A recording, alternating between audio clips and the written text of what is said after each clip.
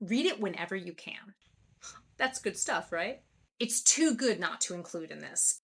I adore T. Kingfisher. Hello, hello. I'm Holly. I love books. I love plants. I love cats. Let's talk about it. Today, I have four different Appalachian folk horror books that I think are perfect for summer reading. I just read all four of them myself.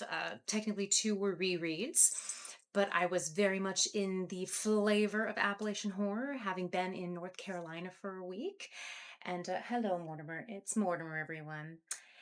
But being in North Carolina in July, with Summerween going on, I really was seeking out books set in the Appalachian Mountains and really, I think, hit on four that very much fulfill the vibes of summer, the creeping folklore and mystery of the incredible woods that you find there. It feels like a place full of mystery, and these books deliver on that vibe. So let's get started. The first book is Bittersweet in the Hollow by Kate Pearsall. This one features the James women of Bittersweet Hollow. They live in the fictional town of Cobble Hollow in a rural Appalachian town in West Virginia. They run the family diner called Harvest Moon, but they all also share magical powers, but each sort of has their own specialty, their own flavor of magic, which was really one of my favorite parts. There are four siblings. You have the eldest, Sorrel. She can charm bees to make honey that can be used in different magical potions. You have Rowan, the second eldest. She's just graduated high school and she can sense lies. There's Lyndon, who is the narrator of the book. She is able to taste people's emotions, which I thought was very cool and lent itself to a lot of neat food descriptions. Juniper, the youngest, she has one eye between this world and the next, so she can speak to spirits. You have Gran and Mama as well. So the grandmother and the mother are also all living together and working in the diner. There's also one more character, Hadrian. He's like a farmhand that was hired at the Hollow just the past year. He's not really part of the family, but there's a really funny dynamic between him and Rowan. He ends up being a fun character addition to the story. So I want to mention it. He's a cool guy, a great addition to the story. So I want to give him props too. Lyndon, the narrator, she has a mystery surrounding her. 1 year ago, on the solstice at the annual Moth Festival, she disappeared. She doesn't remember what happened to her. No one in the community knows what happened. There's a lot of anger and fear towards her that the community now has. She just doesn't have any answers. That carries into the present day in the book because another girl goes missing, Dahlia. And it's very similar circumstances. And this really makes Lyndon have to confront her past and try to figure out the answers. There is some traditional folklore that is woven throughout the book, mostly concerning the moth-winged man. That is a real folklore of the Appalachian Mountains. But some new elements are added through the magic that I'm talking about that the family has. And it ends up creating the backbone of a magical system that I found fairly satisfying for what's a relatively short book. There was a system built for this, and I was left intrigued and satisfied. I'm not going to go into any further details about where the story goes because I would be giving away some spoilers. But if you are interested in the idea of a magical family who are fitting into the modern community, figuring out a mystery, and working within a true magical system backbone, check out this book. I was quite happy with it. There is a second book in the series, Lies on the Serpent's Tongue, and that one focuses on Rowan. I certainly plan on reading it. I was very interested in the family. I did want to spend more time with them, and I wanted to read more about each one of their stories. The next book I want to talk about is In the Hour of Crows by Dana Elmendorf, which is an awesome last name. I want to give props to my local library for recommending this one to me based off of the other books that I had been checking out. Ended up being a really fun read.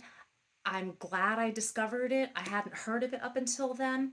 So let's get into it. That one takes place June to July in the late 1980s in another fictional town, Blackthorn, Georgia. Very much about the heat and sweltering oppression of the South. The vibe of living in that atmosphere comes through. The main character is Weatherly Wilder. She is a death talker. She is able to talk the death out of people. But there are rules to her being able to do this skill. It's something that was handed down to her. It is passed verbally through the family, one member at a time. She is the present wielder of death talking. Weatherly's cousin, Adair, she is a scryer. So this is another example of there's a magical energy shared in the family, but each has their own sort of specialty. Weatherly's the death talker. Adair is a scryer. So she can see suggestions and hints and glimpses into possible futures. She sees something fairly upsetting shortly before she's killed in an accident. She never reveals to Weatherly what it is that she saw, but it rather consumes her. It really worries her what she saw. And this leaves Weatherly to believe that her death was no accident. The Wilder family blames the rather wealthy and influential mayor of the town, Stone Rutledge, for the death of Adair.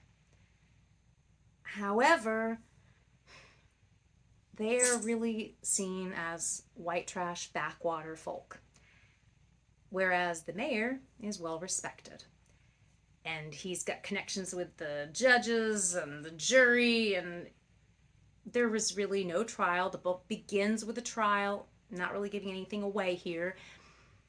It just shows that he is in a position of power. There was really no chance that anything was going to be pursued against him because this family is just sort of the shame of the town and ignored. After the mayor is cleared of any wrongdoing, and this is just the first chapter of the book, this is just setting the stage. When the mayor is cleared of wrongdoing, Weatherly is called in to talk the death out of someone. However, she fails, and she never fails, and she doesn't know why she failed. But the community thinks she purposely did it as retaliation against the death of her cousin and the dismissal of the mayor. Weatherly knows it wasn't an accident. And the rest of the book is about her, alone for the most part, doggedly pursuing the truth and ultimately discovering some truths about herself. The community prefers to pretend that the Wilder family and their old magic is just backwards thinking. They really look down on them until they're needed. When someone needs the death talked out of someone, all of a sudden, call up the Wilder family. The Wilder family, it knows a lot of dirt on the town. The family includes Grandma Agnes, that is one mean woman, Aunt Violet, who was Adair's mom, and the cryptic character of Bone Layer. I want to read you a direct quote from the book, how Weatherly describes her Grandma Agnes. It gives you a feel for the author's writing style, and it just was, I think, a very brilliant way of describing someone. Agnes Wilder reminds me of a shriveled up apple that fell on the ground and rotted. What's left barely resembles the sweet fruit it once was. That's good stuff, right? This story isn't based on traditional folklore, but rather creating a new story and new magics. There's Grandma's magic recipe book that is brought up multiple times, as well as her bone tooth keys. Sin eater oil that comes from death talking that acts as a truth serum for the soul. There's soul walkers, and they're represented by a very interesting character, Rook.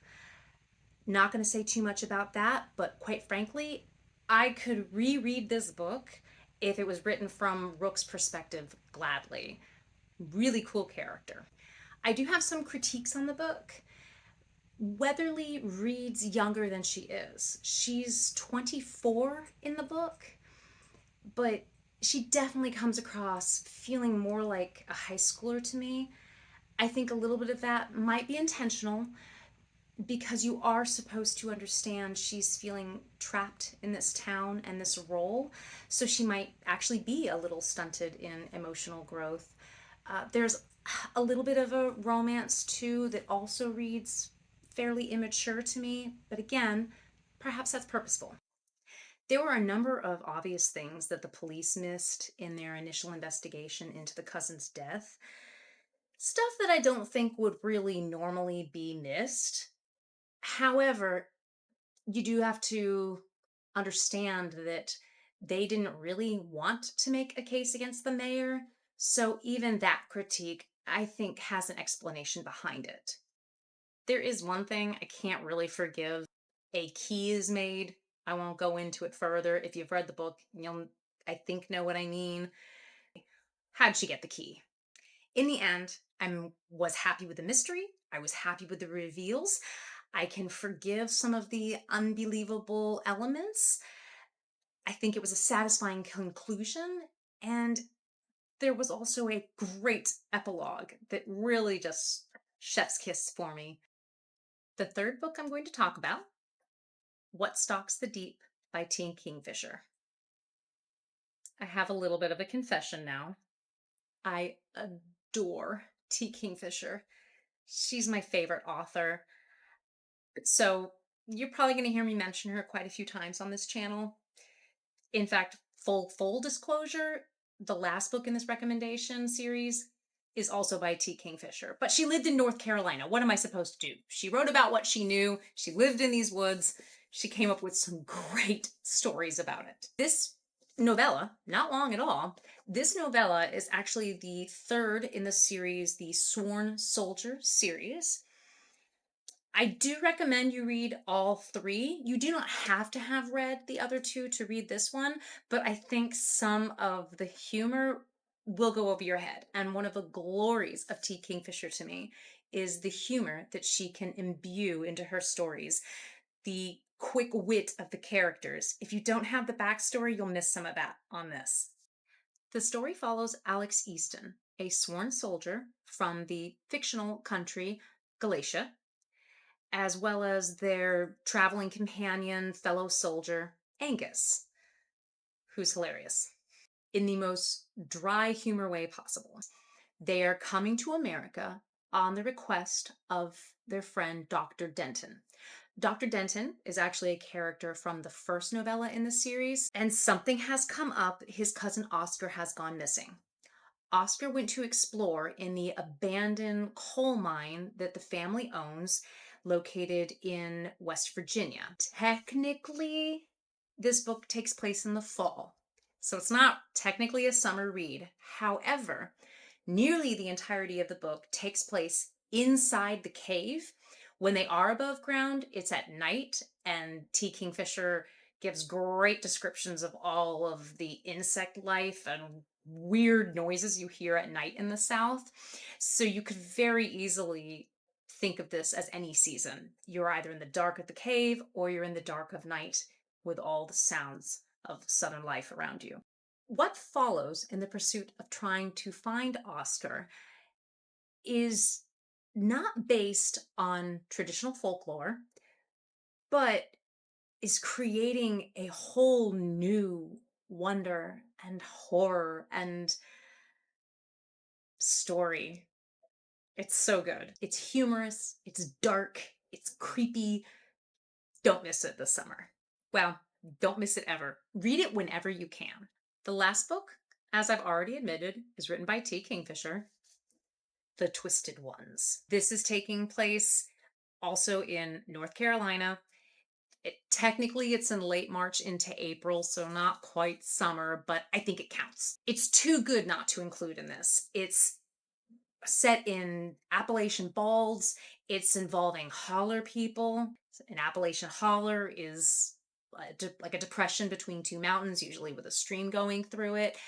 It just has all the vibes of Appalachian folk horror. Just a few months behind the summer date. We're going to go with it though. This is taking place in the modern day in North Carolina. The character is Mouse. Her nickname is Mouse. Her dog Bongo.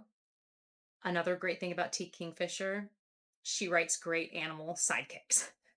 So Mouse and her dog Bongo have gone to clean out the grandmother's house after her passing on her dad's request. The grandma was a bit of a hoarder. The house is a total mess. Mouse and Bongo have to set up shop for a little bit to try to clean this up. In the process of cleaning, she finds her step grandfather's journal, Cotgrave's journal. And inside, there are these strange descriptions that read almost like perhaps he was suffering from some dementia. He wasn't quite right in the head, and for a while, Mouse is assuming that. However, a number of the sinister, disturbing descriptions that Cotgrave uses, Mouse begins to notice those same things happening in the woods around the house. And she's having to start questioning what is really happening. Was Cotgrave crazy? This one is also not based on traditional Appalachian folklore, but the inspiration for it came from a 1904 found manuscript story by Arthur Machen that was called The White People. In fact, Lovecraft commented on this manuscript and gave his suggestions for what he thought the manuscript was saying. So it actually has a bit of a culture built around it. So Kingfisher is taking direct quotes from the White People manuscript and working into the book as though it is Cotgrave's journal. It's rather an Easter egg that only some people would know. Total truth, I didn't know it. I was completely unfamiliar with this manuscript. I only know of it because Kingfisher writes it in the author's note at the end of the book. I think it's a good thing to know because my only real critique of the book are the sections where we spend a lot of time reading Cotgrave's journal because it does read strange. It's rather nonsensical. You think it's just mad ramblings for a bit. So when you're reading it, if you're getting caught up on that portion, my honest suggestion, you can just skim over the journal entries. The first time I read this book, I took my time reading through all of it. On my reread this year, I realized it's not actually crucial to the story. I can just kind of move on and get back to Mouse and Bongo, which is really where the joy of the story is located. It was really Kingfisher tipping her hat to what could be Appalachian folklore. It's a great adventure building on the idea of what could be Appalachian folklore, the holler people on the Appalachian bald that appears out of nowhere. For those of you who don't know, an Appalachian bald is a phenomena that they don't really understand to this day. It's where on a mountain there's a bald area where no trees are growing, it's just grasses. And why? It's like it's a perfectly grazed meadow with no real explanation. Why don't trees grow there? So they're a very quirky phenomena, and Mouse stumbles across one that leads to the Twisted Ones. That's it for me today. 4 suggestions of Appalachian folk horror novels, mostly summer setting. Forgive me for where I've stretched the boundaries there. Comment below if you have anything you'd like to share, any questions. Otherwise, have a great day. Bye.